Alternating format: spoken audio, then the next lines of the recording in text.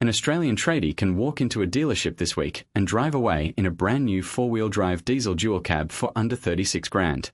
In America, that same buyer has exactly 0 Chinese brand Utes to even look at.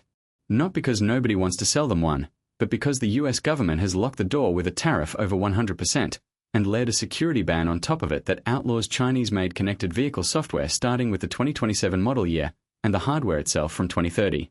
That's not a trade dispute anymore. That's a wall with a date stamped on it. Meanwhile here, 9 completely different Chinese brand Utes are sitting on dealership floors right now, ready to drive away today. Some of them are dirt cheap. Some of them are running technology that Ford and Toyota haven't figured out how to build yet.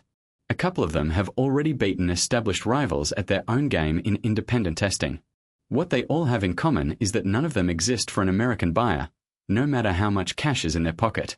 This is what happens when the door stays open on one side of the Pacific and slams shut on the other, and it's worth walking through exactly what that's actually buying Australian tradies. Number 9. GWM Cannon. Start with the cheapest way into a proper 4x4 diesel dual cab in the country. The GWM Cannon drives away from around $35,000, undercutting the cheapest Hilux or Ranger by a wide margin, and it's not a stripped-out shell to get there. There are 7 variants across the current range, from a single cab chassis premium starting near $34,500, through Luxe, Ultra, Vanta, and the off-road focused XSR at the top, giving a tradie an actual choice of body style rather than one spec fits all. Engine options are a 2.0-liter turbo diesel making 120 kilowatts and 400 newton meters, or a 2.4-liter turbo diesel making 135 kilowatts and 480 newton meters, paired with either an 8-speed or 9-speed automatic depending on grade. Brake towing tops out at 3,500 kilograms across the range, matching a Ranger or Hilux, and fuel consumption sits between 7, 6 and 8.4 liters per 100 kilometers depending on the engine and body. Ground clearance ranges from 212 mm to 232 mm, and GWM specifies servicing every 12 months or 10,000 kilometers, a shorter interval than some rivals, which matters when you're budgeting running costs rather than just the purchase price. The XSR flagship variant deserves its own mention.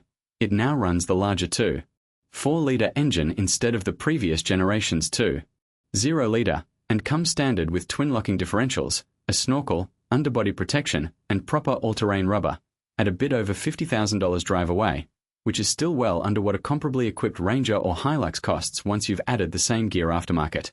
It's worth remembering GWM was also the first manufacturer to bring a full hybrid Ute to Australia back in 2024, which tells you the Cannon lineup isn't standing still on tech even at the affordable end. It's all backed by a 7-year, unlimited kilometer warranty that holds at 7 years and 150,000 kilometers even under commercial use, longer than anything Toyota or Ford offers here. The catch is real. Resale data is still thin because the brand's only been properly established locally for a handful of years, so trade-in values are less predictable than a Hilux with a decade of resale history behind it.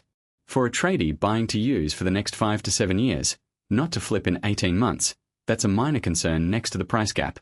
Number 8. Photon Tunland. Photon actually tried Australia once before, left after weak sales, and has now come back with a completely different vehicle wearing the same name. The new Tunland starts at just under $40,000 before on-road costs, running a 2.0-liter turbo diesel with a 48-volt mild hybrid assist system, putting out 120 kilowatts and 450 newton meters. The mild hybrid setup isn't there to deliver huge fuel savings, it just takes the load off the diesel engine during stop-start driving and low-speed crawling, using a small electric motor and battery to smooth out the moments where a pure diesel would be working hardest, which matters more on a job site or in traffic than it does cruising on the highway. What's notable is how different this generation looks and feels compared to the Tunland Australians might vaguely remember from years ago, with a far more finished-looking cabin and an exterior design language that's closer to what buyers expect from a modern dual cab rather than a budget commercial vehicle. It's still early days for the relaunch. Sales figures for its first months back on the market sit in the low hundreds nationally, well behind the established players, which tells you it's competing on price and specification rather than brand recognition right now, and it's being cross-shopped directly against the GWM Cannon and LDV T60 Max, sitting in almost exactly the same price bracket as both. Because this is effectively a brand new product to this generation of Australian buyers, there's next to no long-term reliability data from local conditions yet, no multi-year workshop history to point to, and no resale curve established at all. It's a genuinely fresh entrant, But early adopters are always the ones who find out what nobody's tested for yet, in any market, on any brand. Number 7. LDV T60 Max. The T60 Max has quietly become the value benchmark other Chinese brands get compared against, and it's done that on modest sales numbers rather than hype, around 200 units a month nationally in recent data, less than the segment leaders, but still ahead of some of the more recently arrived Chinese rivals on this exact list. It's powered by a 2.0-liter turbo diesel making 160 kilowatts and 500 newton meters, and the 2025 update pushed its brake towing capacity up to 3,500 kilograms on the dual cab Max, putting it level with class leaders that cost considerably more. Pricing starts from around $45,000 before on-road costs. There's also a single cab chassis version still on offer, which carries a 1,150 kilograms maximum payload and a 3,200 kilograms towing capacity, aimed squarely at tradies who need tray space over backseat space, and every 4WD variant across the range gets a rear differential lock as standard, not just the flagship. What people actually notice day to day is that a 6-speed manual gearbox is still offered here, something almost every rival ditched years ago, which matters if your crew is buying single-cab traybacks for pure work duty rather than family use, and manuals also tend to be cheaper to service long-term than the increasingly complex automatics on new arrivals. The trade-off is a driving experience that still feels a generation behind the Ranger or D-Max on road, and the driver assist technology has been described by reviewers as intrusive at times, cutting in more aggressively than owners expect, though the mechanicals underneath are proven and straightforward for any workshop to service. Number 6. JAC T9. JAC arrived quietly in late 2024 and has stuck around by doing one thing well: real value without cutting corners on the drivetrain that actually matters for towing and reliability. The T9 runs a 2.0-liter turbo diesel making 120 kilowatts and 410 newton meters through an 8-speed automatic, with a brake towing capacity of 3,200 kilograms. The entry Oasis Grey drives away from $46,329, and the better-equipped Haven from $49,390, and both are dual-cab 4WD only, so there's no cheaper single-cab or 4x2 option if that's what a business actually needs, unlike the Canon or T60 Rangers sitting either side of it on this list.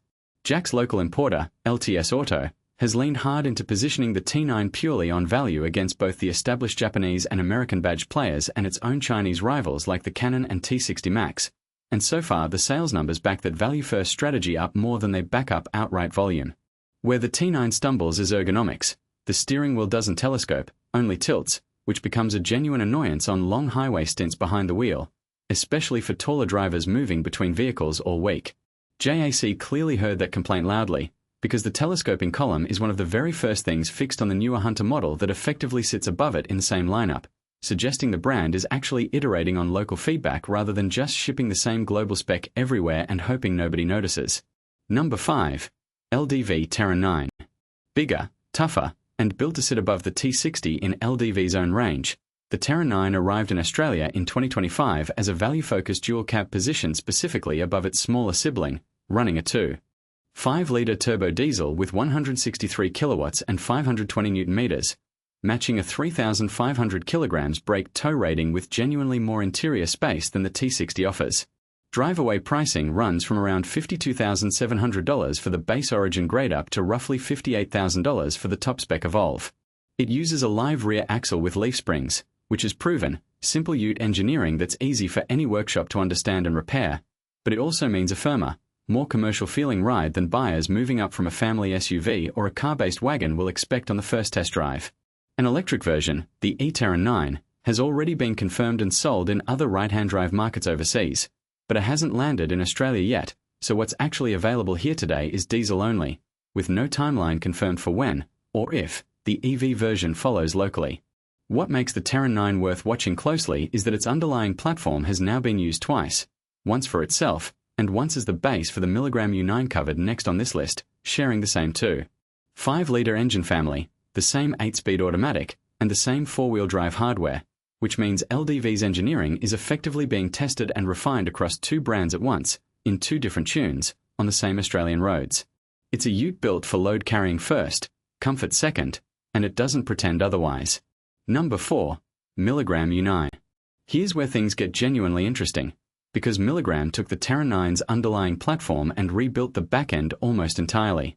The U9 swaps the Terran's leaf springs for a multi-link, coil-sprung independent rear suspension, chasing a car-like ride that most Utes in this segment don't bother engineering for.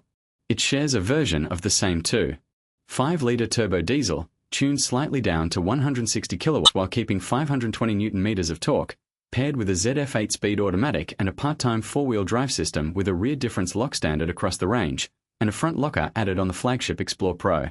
Off-road figures are genuinely competitive too. 220 mm of unladen ground clearance, dropping to 180 mm at maximum load, a 29-degree approach angle, 25-degree departure angle, 20-degree ramp over angle, and 550 mm of weighting depth with a dedicated weighting sensor and a transparent chassis camera view to help place the front wheels on rough tracks. Drive-away pricing runs from $52,990 for the base Explore up to $60,990 for the Explore Pro, with a limited edition Black Edition also offered, adding blacked-out styling, towing cruise control and an electric rear tailgate step with a drop-down platform, genuinely useful for anyone loading a tray solo all day. The tray itself is sized to take a standard Australian pallet, which is a small but real detail for anyone using the Ute commercially rather than just for weekend towing. Milligram is treating the U9 as a genuine strategic bet too, with the brand publicly targeting a spot among Australia's top 5 manufacturers by 2027 and top 3 by 2030, using the Ute segment as a key part of that push against Ford and Toyota specifically. Milligram backed the local launch with 40,000 kilometres of Australian durability testing before sale, and its 5-star ANCAP rating is based on testing of the related electric e-Terran 9 overseas rather than the local diesel U9 itself, which is worth knowing rather than assuming it's identical local testing. The honest limitation is that a coil-sprung rear end, while noticeably comfier and laden, typically sags more under a heavy, consistent payload than a leaf-sprung Ute does, worth knowing if you're loading a full tray daily rather than occasionally. Number 3. GWM Cannon Alpha. Step up from the standard Cannon and the Alpha becomes a genuinely different vehicle, not just a trim exercise. Diesel versions start from around $50,000 drive away, while the range tops out near $67,000 for the Cannon Alpha PHEV, which was named Best Electrified Ute at the 2026 Car Expert Choice Awards, beating diesel-only rivals in an independent, judged comparison, and it took out the same award the year before as well. The Alpha range actually spans 3 distinct drivetrains, not 2, a 2.4-litre turbo diesel, a 2.0-litre turbo petrol hybrid producing a combined 255 kilowatts and 648 Nm without needing to be plugged in, and the full plug-in hybrid pairing a 2.0-litre turbo petrol engine with electric motors for a combined 300 kilowatts and 750 Nm, while still keeping the 3,500 kilograms tow rating and proper low-range 4x4 gearing that a lot of soft-roading plug-in hybrids skip entirely to save cost and weight. Dimensions matter here too. The Alpha stretches to 5,445 mm long, 1991 mm wide, and 1924 mm tall, with a tray measuring 1,500 mm long, 1,520 mm wide, and 500 mm deep, genuinely larger than the standard Cannon's tub. Payload runs from 821 kilograms on diesel variants down to 685 kilograms on the PHEV, since the battery pack adds real weight the diesel doesn't carry, and the range will do 0 to 100 km per hour in somewhere between 10 and 12 seconds depending on variant, with a top speed nudging 160 km per hour. Fuel consumption spans from as low as 1.7 litres per 100 km on the PHEV under lab conditions right up to 8.9 litres per 100 km on the hardest working diesel variant. The cabin has genuinely moved up market too, with a 12.3-inch digital cluster and wireless Apple CarPlay and Android Auto standard across the range, a larger 14.6-inch touchscreen on higher grades, synthetic leather seats with 6-way power adjustment as standard, and leather-accented, 8-way power seats with memory and lumbar support on the top trims. The trade-off is that the plug-in system adds real mechanical complexity over the simpler diesel Cannon, and that's something a workshop unfamiliar with hybrid Utes will need time and training to properly catch up on. Number 2. JAC Hunter PHEV. This is the one that quietly broke a price barrier nobody in the segment expected to fall this soon. The JAC Hunter PHEV starts from $49,988 plus on-road costs for the entry Pro grade, and $54,844 for the better-equipped X grade, making it the cheapest plug-in hybrid Ute on sale in Australia, full stop, and roughly $10,000 more than a similarly spec'd DT9, which JAC positions as a sharp premium for the electrified drivetrain rather than a stretch. To put that in perspective against the rest of the PHEV Ute field, the cheapest BYD Shark 6 currently sits well above $60,000, and a Ford Ranger PHEV Stormtrack runs to around $73,000 drive away, which makes the Hunter's sub-$50,000 entry point look almost aggressive by comparison. It runs a 2.0-liter turbo petrol engine paired with front and rear electric motors for a combined 360 kilowatts and 1,010 newton-meters of driveline torque, more power than either the BYD Shark 6 or the GWM Cannon Alpha PHEV currently produce. Claimed figures include up to 100 kilometers of electric-only range, 1,005 kilometers of combined range, official combined fuel consumption of just 1.6 liters per 100 kilometers on the NEDC cycle, and a full 3,500 kilograms of brake towing capacity, matching every diesel rival on this list despite the electrified drivetrain. Charging is flexible too, up to 11 kilowatts on a home AC charger for a full charge in around 4.5 hours, a full 15 hours from a standard household power point if that's all that's available, or DC fast charging at up to 45 kilowatts for roughly 40 minutes to fill up on the road. JAC backed it with more than 100,000 kilometers of local Australian testing before launch, a program led by a former Holden engineer, covering durability, towing, hot weather running, and both sealed and unsealed roads, and it's offering the first 1,000 buyers a refundable $1,000 reservation with a choice of a free home charger or a $500 accessories voucher. A cab chassis version is also due later this year, expected to undercut the dual cab pricing, though exact figures haven't been locked in yet. First deliveries only start reaching Australian showrooms in August this year, so as of right now it's a vehicle you can order, price, and lock in, but not yet drive home today. Worth knowing if the timeline matters more than the badge. Number 1. BYD Shark 6. And then there's the one that changed the entire conversation around what a ute could be. The BYD Shark 6 is now Australia's most searched ute according to carsales' own traffic data, and for good reason. It was the first plug-in hybrid ute to properly arrive here, running a hybrid system producing up to 321 kilowatts and 650 newton-meters in the original premium grade, with a newer performance variant pushing that to 350 kilowatts and 700 newton-meters through a 2.0-liter turbo super hybrid setup, cutting the 0 to 100 kilometers per hour sprint down to 5 seconds. Current pricing starts a little over $62,000 and climbs past $69,000 for that performance flagship, and even at the top of that range it lands close to, or sometimes under, what a comparably equipped Ford Ranger PHEV costs, with the Ranger XLT Hybrid starting from around $62,000 drive away and the Sport Hybrid closer to $66,000. There's also a dynamic cab chassis variant from around $55,000, opening up genuine commercial tray configurations, including an aftermarket heavy-duty aluminium tray option through Ironman 4x4, which matters for anyone needing a proper work-spec back-end rather than a factory tub. It comes backed by a 6-year, 150,000-kilometer warranty. The Shark 6 has become such a significant seller that it's now one of the key drivers of rising plug-in hybrid interest across the entire Australian new car market, not just within utes, and it's been credited as a major reason electrified dual cabs went from a novelty to a mainstream crush shop against the Ranger and Hilux inside about 2 years. Here's the honest catch worth knowing before anyone gets swept up in the numbers. The original premium grade, which is still the most common one on the road, launched without a low-range transfer case and without locking differentials, meaning the base model that most early buyers actually own carries less off-road hardware than almost everything else on this list. None of that has slowed it down in the showroom. It's now outselling almost every rival Chinese ute on this list combined, and it's the clearest proof yet that Australian buyers will cross over to an electrified ute the moment the price and the badge both make sense, hardware compromises and all. 9 utes. 9 completely different reasons an Australian tradie has more real choice this year than an American buyer has ever had access to. Some of that is genuinely dirt cheap value nobody else in the world gets at this price, like a fully spec'd GWM Cannon or a Jack T9 undercutting a Hilux by 10 grand or more. Some of it is technology, plug-in hybrid drivetrains, sub-$50,000 electrified utes with more torque than a V8, that simply doesn't exist yet in a Ford or Toyota showroom anywhere on Earth. And this list isn't even finished. Chery's own diesel plug-in hybrid ute, the Stockman, is confirmed for Australian showrooms before the end of this year, promising 350 kilowatts and 800 newton-meters from a 2.5-liter turbo diesel hybrid setup, a 247mm ground clearance, standard all-terrain tyres, and a name chosen by more than 20,000 Australian public entries, though local pricing hasn't been announced yet. JMC is relaunching here too, run locally by an executive who previously helped bring both JAC and Milligram to this market, aiming a new dual cab squarely at the same value tier as the Cannon, T9 and T60. On the American side, the wall isn't loosening either.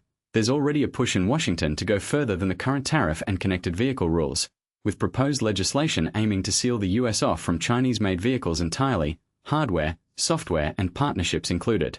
So the tariff wall and the software ban that keep all of this out of America aren't going anywhere before 2027, let alone 2030, and if anything, the gap could widen before it narrows. For once, being on this side of the Pacific actually pays off in cold, hard dollars and genuine options on the lot, not marketing promises about what might arrive one day. If you're cross-shopping any of these against a Hilux or a Ranger before you commit, that's exactly the comparison we are building next.